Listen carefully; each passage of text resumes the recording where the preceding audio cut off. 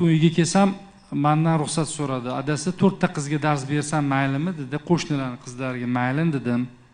Keyin oy oxirida qo'limga $200 pul berdi. Keyin men nima bu dedim. Menga endi u paytda men pul topish uchun buni o'qitmaganman. Aytdiki, men shu o'qitib $50 dan pul oldim dedi. Keyin men yaxshi oyisi dedim. Bilganingni qilgin desam, keyin yo'q bu pulni oling, meni duo qiling dedi. Birinchi topgan pulini. Ana. Oldim. Muxlisani adasi yo'ladi. Shu sababdan nima deydi? Hayotda ko'proq men bilan endi otasi o'rnida ham turmush o'rtog'i hisobida ham menga naq qiladi. O'shanda duo qildim. Keyingi oy $2000 pul topdi. Hali duoda gap ko'p. Aka, men ham bir duo qiling, bir $5000 topay.